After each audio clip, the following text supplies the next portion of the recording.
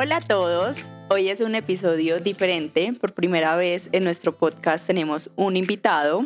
Él está de mi lado y del otro lado de Carlos. Viene a hablarnos de su vida, pero sobre todo de su vida profesional. Él es José, nuestro hermano, un exitoso profesional, un ser humano carismático, valiente, perseverante y además tenemos la fortuna de tenerlo como hermano.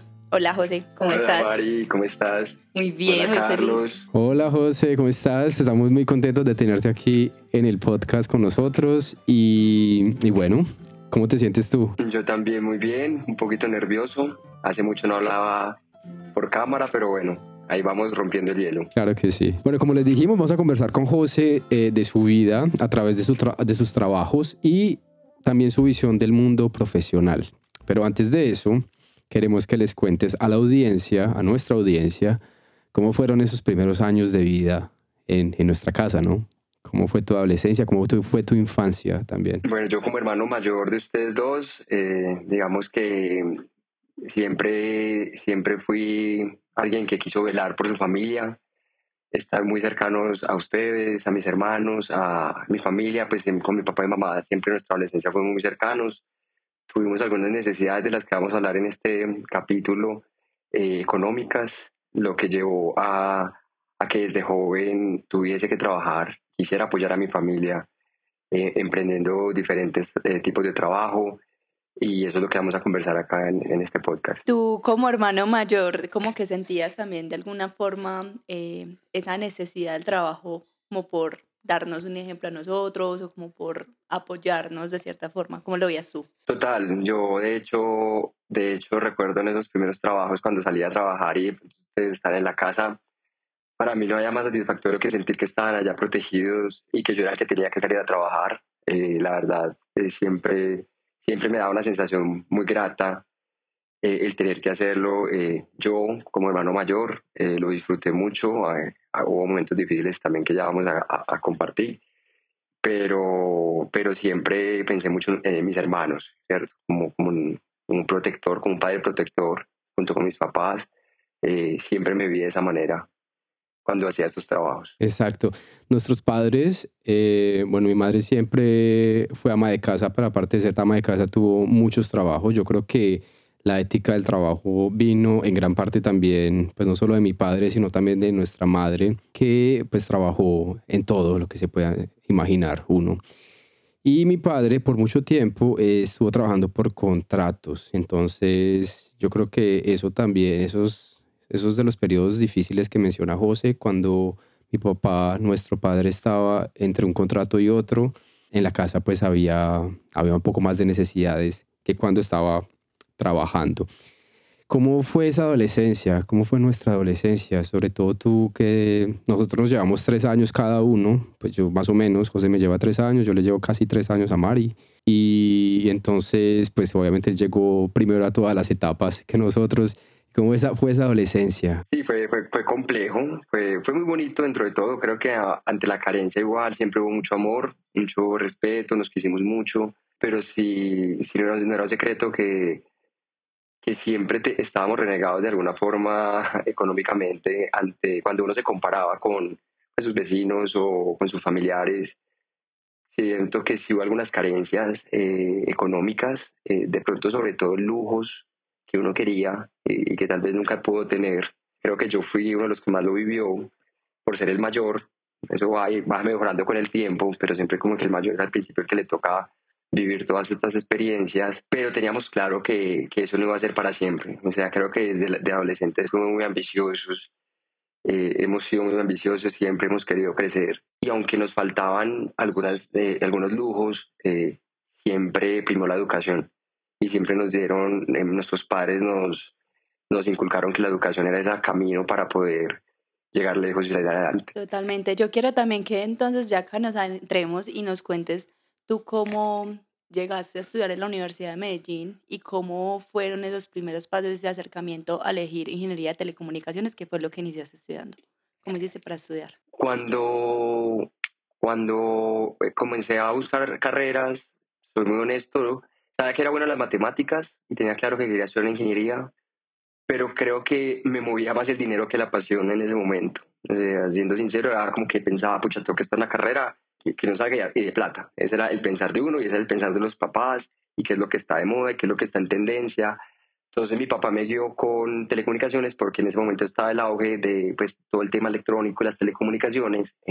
Venían estas grandes empresas en esa época, Tigo, Claro, Movistar, pues todas las empresas de telecomunicaciones estaban en auge. Entonces era una carrera muy, muy novedosa y mi padre me incitó a estudiarla, no me obligó, pero sí me explicó un poco de qué se trataba. Yo dije, bueno, voy a estudiar esta carrera. Resulta que pues como en quinto semestre me di cuenta que no era lo mío y me pasé pues esa carrera a otra carrera en la que me gradué, que soy ingeniería financiera, y fue la mejor decisión que pude haber tomado. Ahí empecé ya a encontrar un poco mi horizonte, encontrar un poco esa vocación, que es lo que me movía, y fue allí como me pude graduar de ingeniero financiero. Como tú lo explicaste, en la mentalidad antioqueña y colombiana estaba esa cosa de estudiar ingeniería, medicina o derecho, ¿cierto? Era como uno básicamente escogía entre esas carreras que tenían futuro y que daban plata, sobre todo. Pues como estábamos, bueno, la clase media estaba expandiéndose en Colombia en general, pero en ese entonces era mucho más pequeña y de hecho la clase media, pues muchos venimos de una clase media baja. Entonces la idea de estudiar ingeniería era también como ese sueño.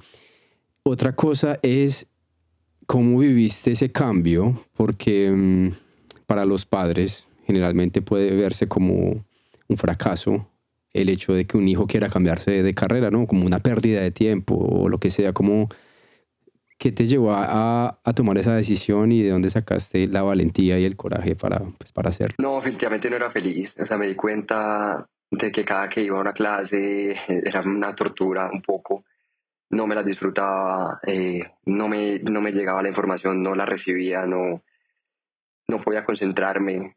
Y ahí fue cuando decidí, no, yo tengo que moverme de carrera. Todavía no tenía claro hacia dónde. Tenía claro que me gustaban los números, me gustaba la ingeniería.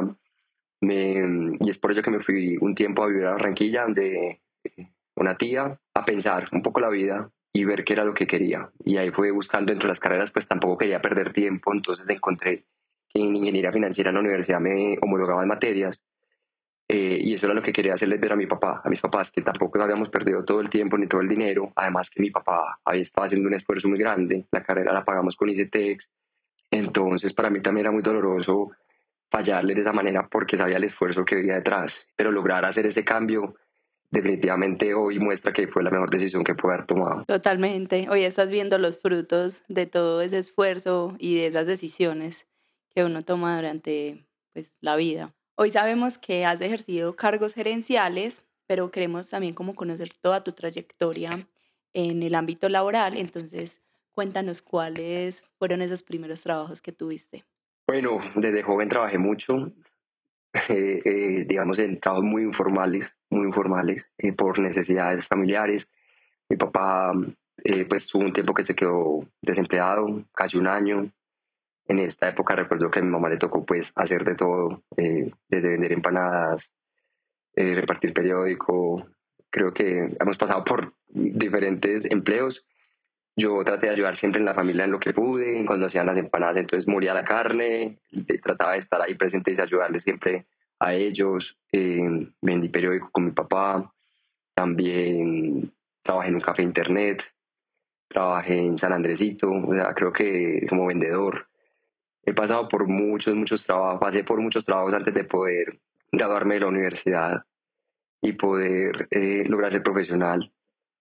Entonces, pues digamos que ahí empezó mi vida laboral empezó desde ahí, como desde los 15 años, con mucho esmero, pues sobre todo para ayudarle a mis papás, pero me sentía muy bien de poder hacerlo con ellos. Yo recuerdo el trabajo de repartidor de prensa o de periódicos, pues porque yo también ayudé a mi madre, pues no trabajé yo como tal solo en eso, pues porque estaba muy niño, muy joven, pero recuerdo acompañar a mi mamá los domingos en la mañana, muy temprano en las mañanas. Nos despertábamos antes de que saliera el sol y comenzamos a repartir periódicos. Y yo recuerdo que tú tenías tus clientes, ¿no? De alguna manera estabas como habías tomado esos clientes que que eran de mi papá, ¿no? En ese tiempo que estuvo desempleado y tú los mantuviste. Yo también recuerdo que, por lo menos en mi caso, había cierta vergüenza en hacer ese trabajo y no sé por qué. Bueno, hoy sí sé por qué, pero esa es la pregunta. ¿A ti te dio alguna vez vergüenza realizar ese trabajo o algún trabajo de los que realizaste cuando estabas joven? Creo que de pronto los que más me da vergüenza era el repartidor de colombiano, creo que fue del periódico, creo que fue uno de los que más me avergonzaba en su momento.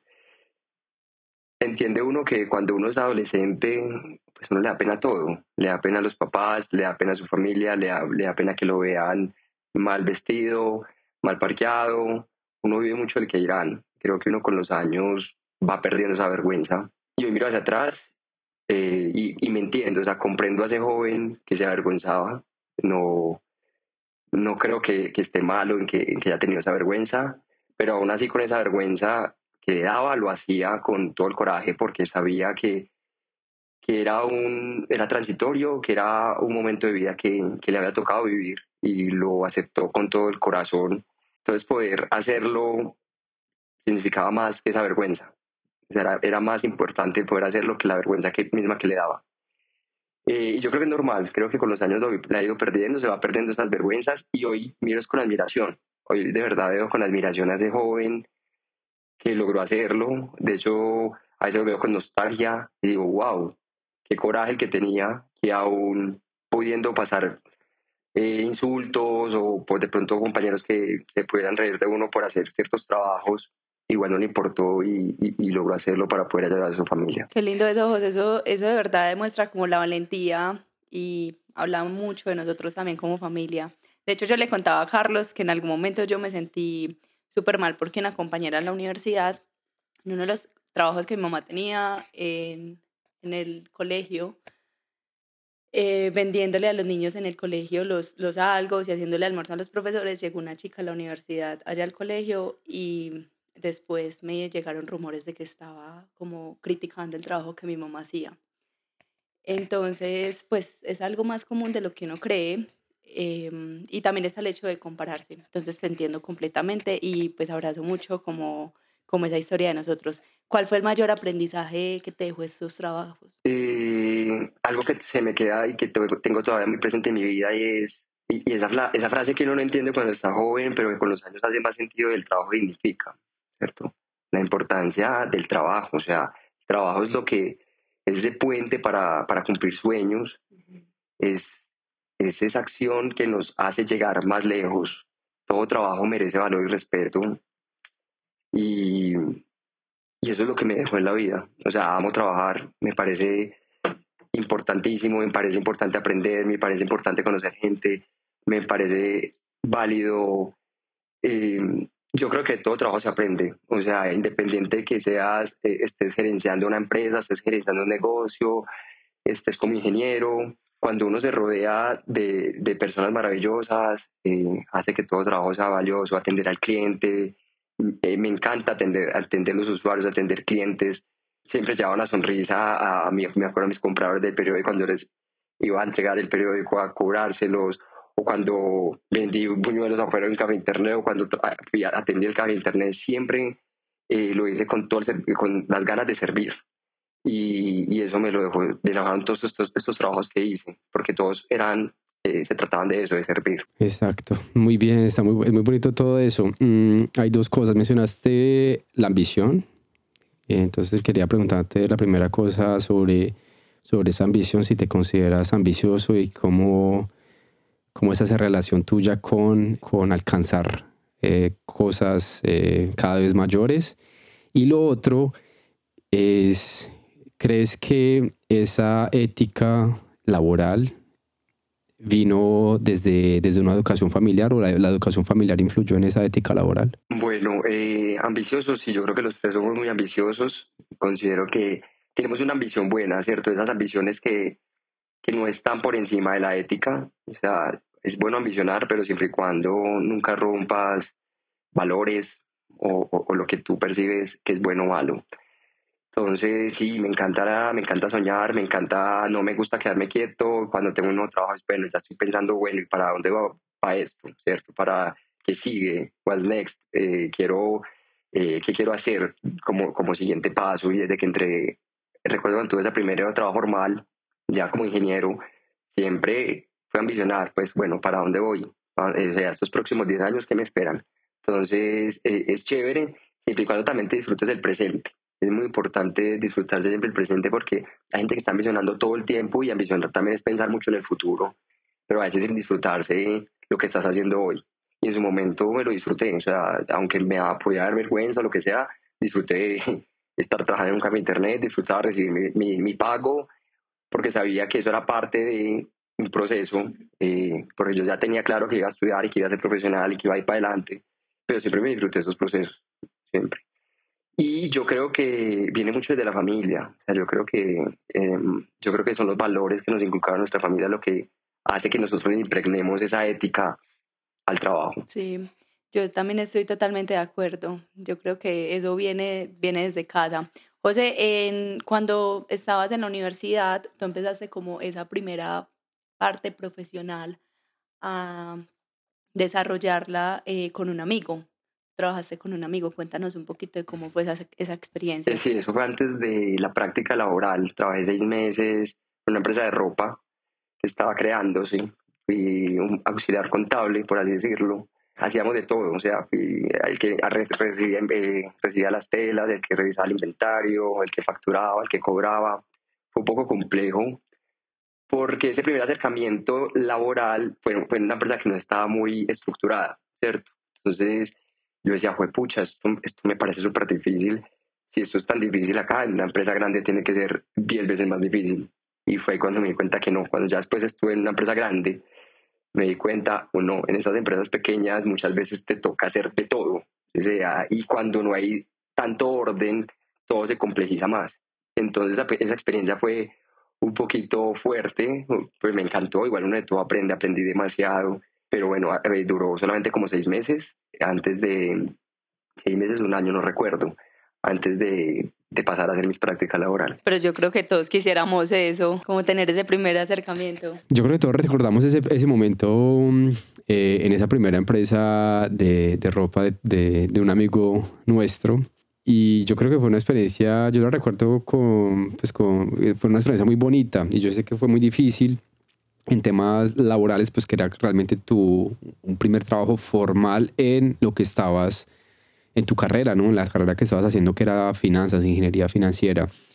¿Tú crees que eso te preparó para después hacer las prácticas que hiciste en Coltabaco? Totalmente, totalmente. O sea, creo que eso fue un primer gran paso para poder llegar a Coltabaco con mucha más preparación, ya manejando por lo menos algunos sistemas contables, entendiendo un poco, ¿cierto?, cómo funciona la empresa. Cuando uno se enfrenta al mundo, uno está estudiando y uno se enfrenta al mundo laboral, pues el primer enfrentamiento es muy complejo. Y menos mal fue en esta empresa de un amigo y una empresa pues más pequeña a una empresa más grande. Creo que eso ayudó como a que el camino cuando llegué a Coltabaco no fuera tan complejo. De hecho, cuando llegué a Coltabaco, pues esa práctica fue pues súper buena, me fue demasiado bien y por eso me dejaron. Fueron 6 meses o sea, volando, y ahí me di cuenta de que estas grandes organizaciones con metodologías tan claras y siempre tan ordenadas, pues como que a veces es hasta más sencillo muchas cosas. Es mucho más sencillo que una empresa pequeña, uno no se imaginaría, porque obviamente tienen 10.000 cosas más, pero allí también tienen 10.000 empleados más.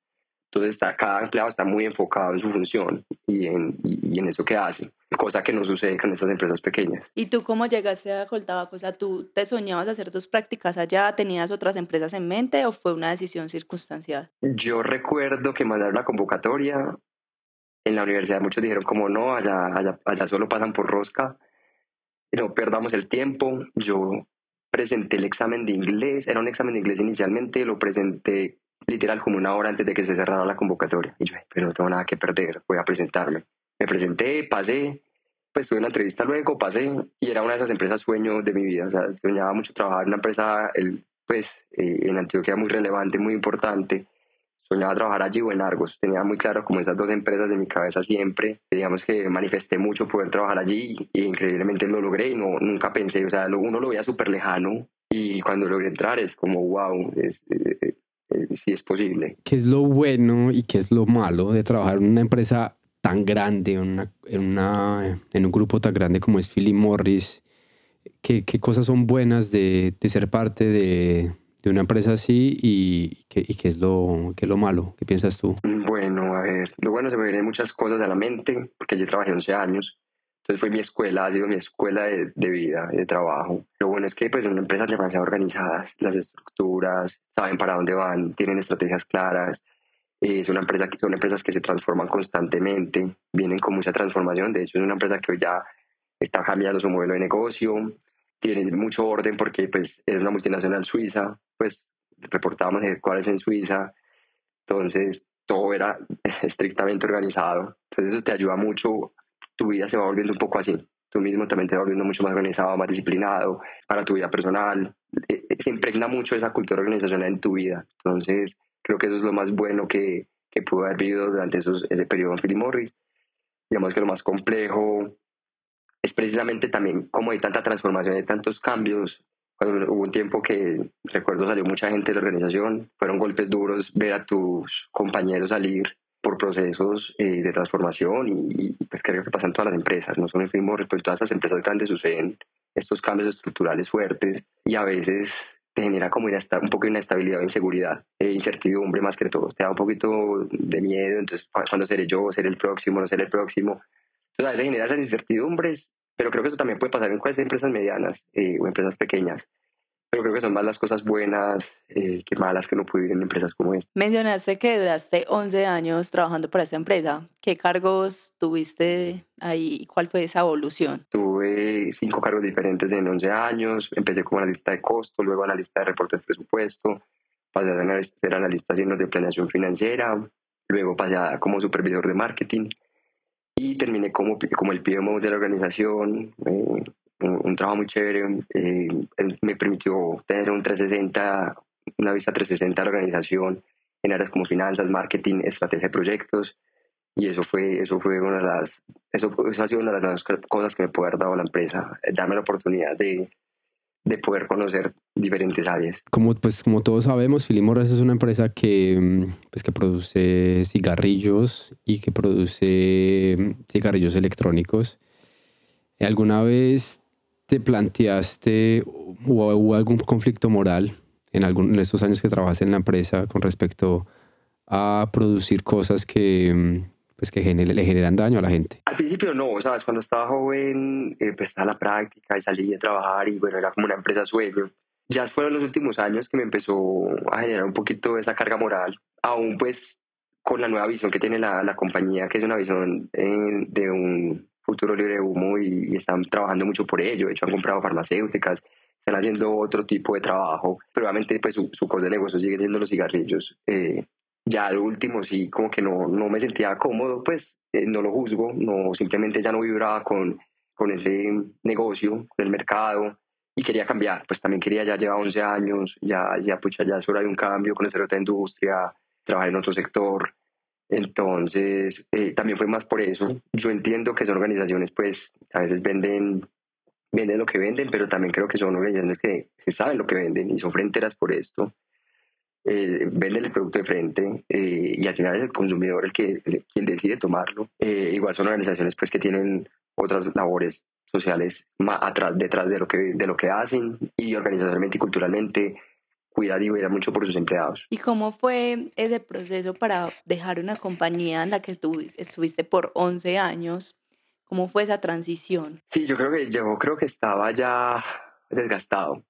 La relación estaba desgastada hasta que ya, pues uno de esas relaciones largas, de hecho fue como un año y medio para tratar de tomar la decisión, no fue una decisión inmediata, fue una decisión de más o menos un año y medio rondando por mi cabeza, hasta que dije no más, me voy a enfermar, no puedo seguir en esta situación, no me sentía ya feliz y creo que uno debe hacer las cosas con pasión. Siempre he sido fiel creyente de que el trabajo se debe hacer con todas las ganas, con toda la voluntad, con todo el amor, porque se nota. Pero se nota más aún cuando no es así. Cuando tú lo haces sin amor, sin voluntad y sin pasión, se nota demasiado. Entonces, definitivamente tomé la decisión que creo que fue lo mejor que pude haber hecho en su momento para poder darme un tiempo también para mí. Necesitaba sentarme a pensar y a descansar. un poco de esos 11 años de trabajo continuo. Y tú también estuviste en Bogotá precisamente con la compañía, te fuiste a vivir a Bogotá, entonces me imagino que ese proceso de dejar nuevamente una ciudad, de volverte donde tu familia también como que impactó de alguna manera. Claro, sí, ya llevo 8 años en Bogotá, extrañaba Medellín, extrañaba mi familia. Tal vez yo creo que si hubiese pedido un relocation a Medellín me lo hubieran podido dar, pero creo que quería hacer cambios de todo en mi vida, cambios estructurales por completo y de raíz. Y eso implicaba ciudad, eso implicaba empresa, eso implicaba muchas cosas. Entonces dije, no, mejor tomo decisiones drásticas para poder tener cambios drásticos en mi vida. Exacto, tú hablaste del desgaste en las empresas, de lo que llaman hoy en día el burnout, ¿cierto? Y es un tema que está muy de moda. Cuando estaban haciendo el doctorado, yo creo que ese era el tema, pues la depresión y el burnout. El realmente no poder sentarse a hacer una tarea, a ver si fuera por mínima o por fácil, el desgaste psicológico, físico, el cansancio también, la fatiga, es más una cuestión emocional, ¿cierto? No le permite a uno trabajar ni desempeñarse bien y aparte genera un gran malestar. ¿Tú te sentiste así en esos últimos meses antes de salir de Coltabaco? Sí, pero creo que era más emocional. Hay veces, hay burnout, yo creo que en los desgastes que son, porque hay gente que trabaja, no sé, 20 horas diarias o 12 horas diarias, 14, no era mi caso, era más un desgaste de relación, un desgaste de que ya no vibraba y no me sentía a full con la organización, y es normal, ¿cierto? Creo que era más ese tipo de desgaste. Hay muchos desgastes que se dan hoy en las compañías y hay algunos sectores que son más propensos a otros, ¿cierto? Las empresas financieras o las áreas financieras o algunas áreas entre las organizaciones que son más complejas que otras, que hace que sus equipos trabajen mucho más. Pues también creo que hay un poquito más de conciencia en los últimos años sobre el tema. Creo que también se ha venido, creo que hoy se habla mucho más abiertamente sobre la depresión, sobre el desgaste emocional, sobre prioricemos nuestra vida por encima de, ¿cierto?, de nuestro trabajo. Yo amo trabajar y creo que siempre lo he dicho desde el principio acá en el podcast, es esa acción que te permite cumplir tus sueños y llegar muy lejos, pero tiene que ser con un balance, ¿cierto? Siempre tiene que haber un balance emocional, un balance de lo que te gusta hacer, un balance, un trabajo que te permita tener un balance con tu familia, tiempo con tu familia, tiempo con tus amigos, tiempo para ti. Yo creo que cada vez se habla más sobre este tipo de situaciones que se viven en las empresas y en las universidades. Hablando también como de ese tiempo en familia y de ese break, ¿cómo fue esa etapa después de dejar Coltabaco? ¿Qué hiciste? ¿Qué pensaste? Bueno, me fui a Estados Unidos, me fui un tiempo a disfrutar con mi hermana mayor y mi sobrino. No habíamos tenido mucho el placer de tener tanto tiempo con ellos y yo pues me dije como es la primera vez que voy a tener unas vacaciones tan largas.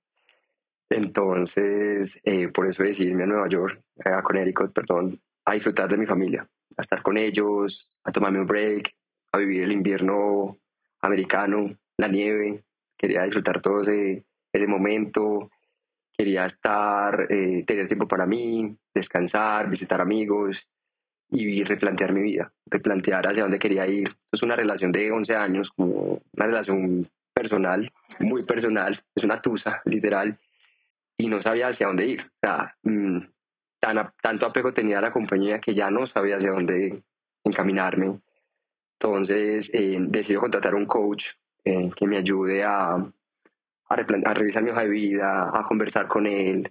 Llega un momento en que te sientes un poco a veces perdedor y es como, ¿qué he hecho con mi vida? No he hecho nada, no voy a poder conseguir trabajo afuera, ¿dónde voy a trabajar? ¿Qué voy a hacer?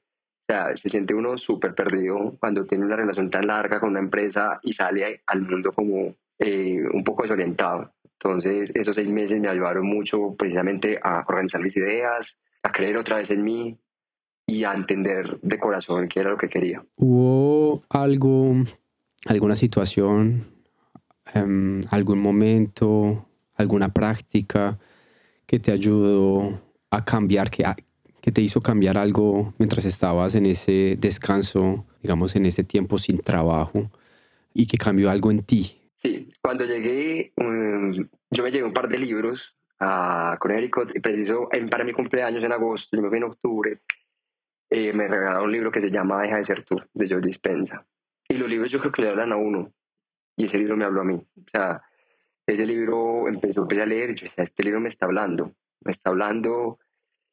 que tienes que hacer cambios en tu vida estructurales, y fue una guía para entender cómo podía hacer esos cambios, porque a veces uno quiere cambiar muchas cosas de su vida y no sabe cómo, no tiene las herramientas, ¿cierto? Y ese libro empezó pues a hablar mucho sobre la meditación, sobre la manifestación, sobre la importancia de darle un descanso a la mente, darle descanso al cuerpo, de pensar bien hacia dónde orientar y cómo tú mismo ibas a ir encaminándote para poder tener esos objetivos, lograr esos objetivos.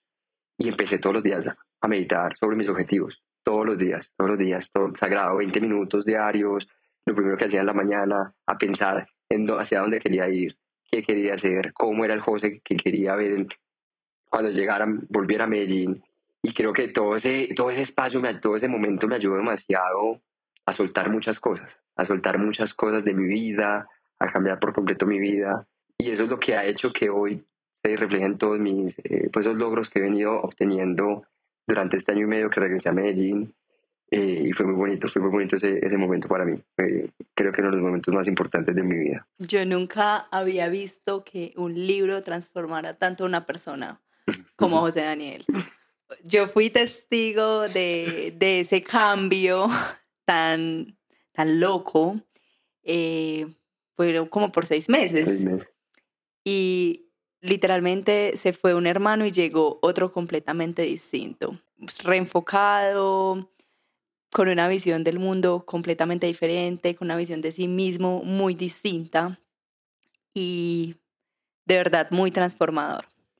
Tú cuando llegaste de Estados Unidos, que ya nos contaste un poquito de cómo fue ese proceso allá, tú iniciaste nuevamente como con esa búsqueda de empleo. ¿Qué te soñabas? ¿Qué te imaginabas? ¿Cuál fue como ese empleo que obtuviste? ¿Cómo llegó? Yo sabía que iba a ser muy difícil lo que quería porque pues, me había educado 11 años en la industria del tabaco, entonces salir a buscar otra industria va a ser muy complejo, y más la industria que quería. Yo quería trabajar en organizaciones sociales, y cuando llegué y me soñaba eso, te lo decía, yo decía, no, yo necesito trabajar en una empresa que sirva a la sociedad. Me soñaba trabajando en una ONG, ¿cierto? Fundaciones. Yo decía, pucha, no tengo nada de experiencia en esto, ¿quién me va a recibir? ¿Cierto? Empecé a conectarme mucho en LinkedIn y a hacer muchos posts en LinkedIn y a leer más personas, líderes de la región, líderes de Antioquia. Y bueno, conecté con una empresa en la que estoy trabajando hoy, que es Confama, una empresa que me encanta, que era tal cual lo que quería, tal cual lo que estaba buscando, pero veía muy difícil poder entrar. De hecho, pues apliqué 3 veces, veía muy complejo la entrada con Fama por el tipo de organización que era, por el tipo de organización de donde yo venía. Y pues normalmente con las vacantes que me aplicaba, pues me presentaba, se presentaba pues más de 500 personas, 800. Veía súper complejo la entrada, pero bueno, la tercera fue la vencida. Perseverar, como lo hemos dicho, como le dijimos al inicio, José si yo creo que tengo una imagen de mi hermano, es esa imagen de una persona con mucho coraje y con mucha valentía y que es muy perseverante, realmente. ¿Qué consejo le darías tú a alguien que como tú vivió un proceso de transición laboral? Digamos que estuvo en un trabajo, ahorita quizás se encuentra desempleado, se encuentra un poco perdido como estabas tú, y que está tratando de reorientar su vida. ¿Qué consejo le podrías dar a una persona? Educarse, o sea, entender el mercado. A veces la respuesta está ahí. Entonces, cada que uno veía una vacante, yo lo que hacía era, bueno, ¿qué tiene esa vacante que me falta a mí? ¿Qué están buscando el mercado que me falta a mí? Empecé a hacer cursos, hice un diplomado. Empezaba como otra vez a reeducarse, porque uno se va saliendo del mercado, y con los años también llegan más jóvenes con nueva experiencia, con nuevas tecnologías que tal vez uno no domina. Buscar qué hace falta en esos temas técnicos, ¿cierto? En esos skills. Pero también hay otras cosas que son importantes, que son esas habilidades blandas de comunicación, de saberse hacer escuchar.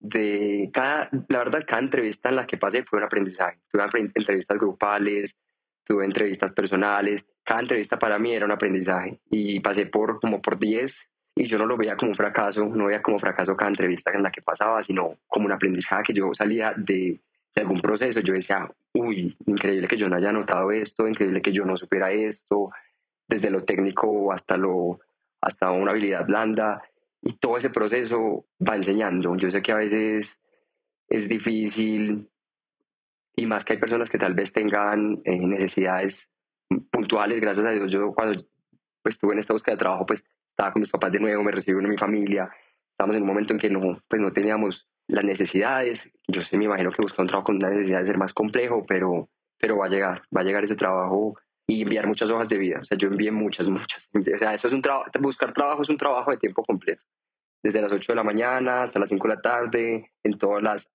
páginas y aplicaciones que existan, y tirar lo que más se pueda, porque de ahí seguro vas a salir con trabajo. Me encanta eso. José, ya hablando un poquito del futuro, nosotros sabemos que tú estás haciendo una maestría actualmente, pero también qué planes tienes tú como para ese futuro profesional, de pronto ser gerente, emprender, ¿cómo ves tú ese futuro hoy? Yo, yo me planteo, precisamente estoy haciendo una maestría de administración, precisamente porque quiero recoger diferentes habilidades, porque en algún momento de mi vida quisiera emprender. Eso lo hemos tenido claro desde hace mucho rato en la familia. Necesitamos emprender, necesitamos movernos por otros caminos, y lo tenemos muy claro.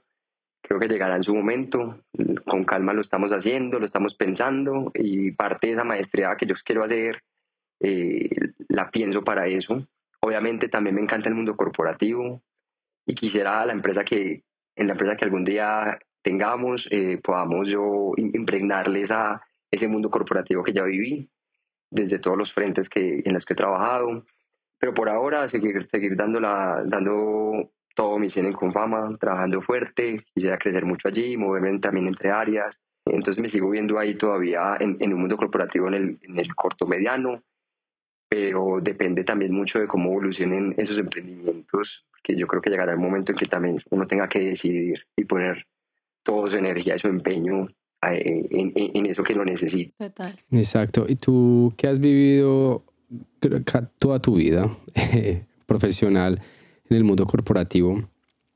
Los cambios que han venido con las nuevas tecnologías, con la inteligencia artificial, con el machine learning, y también con los cambios generacionales y la crisis de jóvenes. Tenemos menos jóvenes también están llenos la universidad, las universidades están en crisis, muchas, pues porque no están encontrando personas que estudien.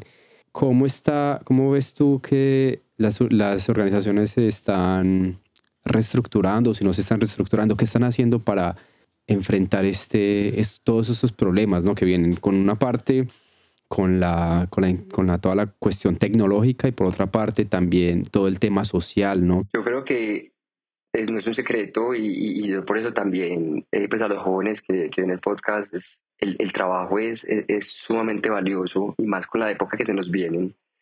Necesitamos más de jóvenes con ganas de trabajar y de emprender y hacer las cosas bien, porque se viene una crisis demográfica muy compleja, y sobre todo en Colombia.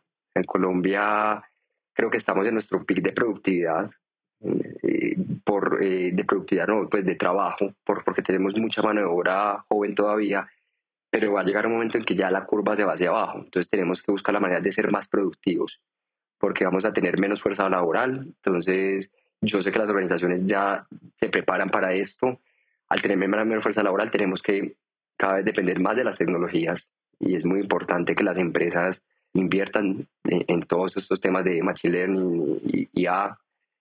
Sé que en Confama lo hacen, y muchas empresas, estoy seguro que multinacionales grandes ya están trabajando para ello, porque tenemos que buscar la manera de que seamos cada vez más y más productivos, y eso es lo que tenemos que enfocarnos. Para ir como concluyendo con esta conversación, quería preguntarte cuál es ese gran aprendizaje para la vida que también funcione en el mundo laboral. Bueno, ese gran aprendizaje que me ha dado la vida es que definitivamente cuando hago las cosas con disciplina, todos los resultados se dan. O sea, es como que la vida te entrega ese resultado por el que estás en búsqueda. Y disciplina a veces implica muchas veces, de hecho, no hacer lo que uno quiera, sino hacer lo que uno sabe que está bien para uno, ¿cierto? El que es disciplinado hace ejercicio, el que es disciplinado lee constantemente, se levanta más temprano. Cuando uno logra involucrar todos esos hábitos en su vida, la vida le va cambiando a uno lentamente. Eso no es de inmediato, eso es una constante. Y ese 1% diario que vas haciendo mejor cada día, al año es un 365% más productivo, de más conocimiento, más aprendizaje. Entonces, esas 10 paginitas diarias, esa media horita de ejercicio, esa levantadita 10 minuticos antes, ese estudio, esa lecturita de estudio que tienes que hacer todos los días, todo eso va sumando y es un efecto multiplicador con el tiempo.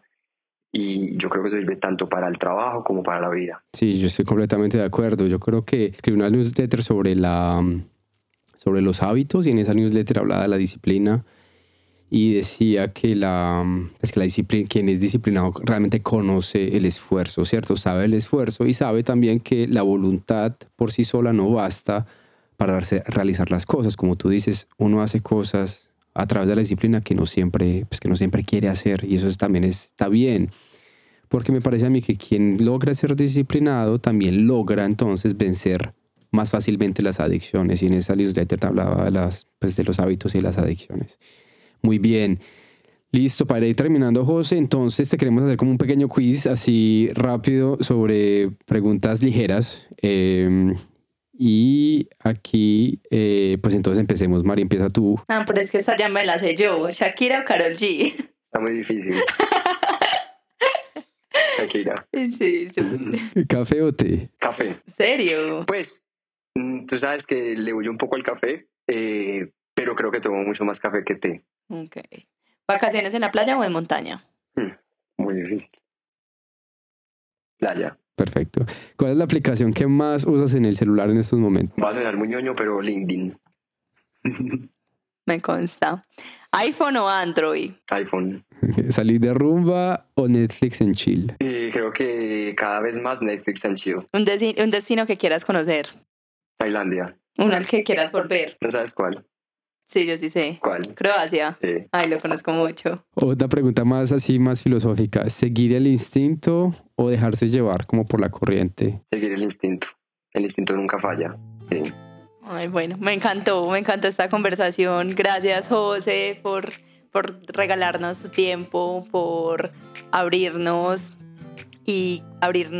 con nuestra audiencia y contarnos un poquito más de lo que fueron esas experiencias. Eso es mucho amor por mis hermanos. Total. Ay, sí, gracias, José. Gracias a nuestra audiencia. Nos vemos en un próximo capítulo. Chao.